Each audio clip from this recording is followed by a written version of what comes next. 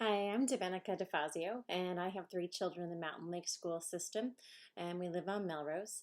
I grew up in this area and returned back here 4 years ago by choosing Mountain Lakes with great anticipation for a new community and new schools.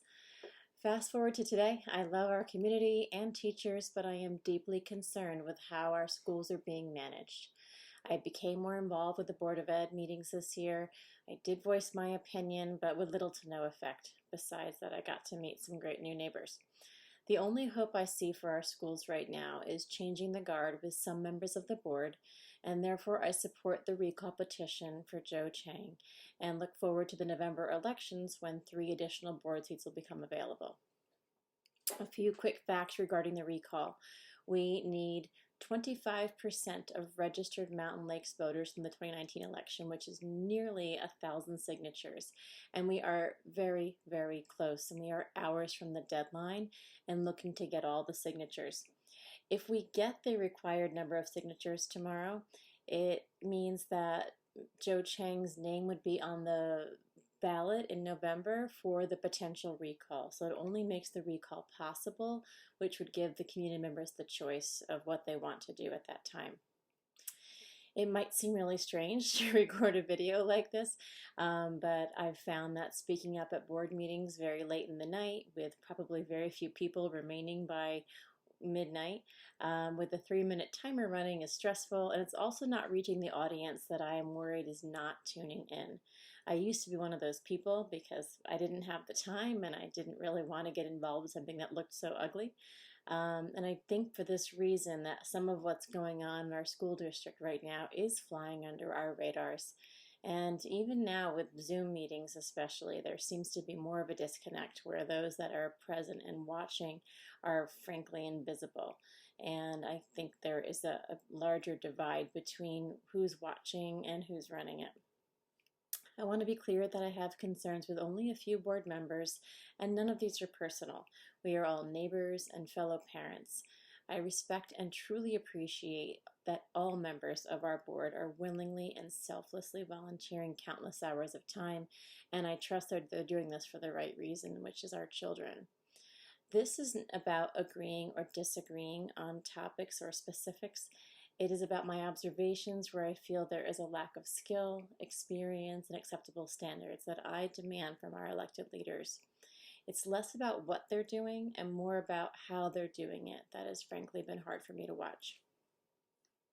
I can understand that not everybody wants to sign a petition to start this recall process in motion. Others think a recall is mean or unneighborly even. I can understand that, but let me share why I believe in exercising our democratic right to conduct a recall. In 2018, Joe Chang ran on a platform with 3 others called Together We Can during a really tough time in the district. The platform promised very admirable goals, but I feel at this point that they have failed to deliver on them. I think it's actually unneighborly to not step down if you're not effectively upholding your promises to the community. And I hope that you'll allow me to review the campaign promises that this platform put forth and let me provide from my vantage point how I feel this platform has measured up at the halfway mark. The promises that I'm going to focus on in these videos include fiscal responsibility, teacher and staff turnover, and finally transparency and responsiveness. And I have concerns across all 3 of these areas. I hope you'll watch the videos in each of these topics, but my bottom line is that I just don't think that Joe Chang's influence and leadership style is having a positive effect on our school district. So I say this to Joe, whether or not we get every signature needed to enact the recall process tomorrow, or whether or not we can enact the process and we get the votes to indeed recall your seat on the board this November. Regardless of all these things, I hope that you hear the message of what I'm saying in these videos. I know I do not stand alone in my thoughts and opinions. I really want you to take this message to heart and learn from this feedback.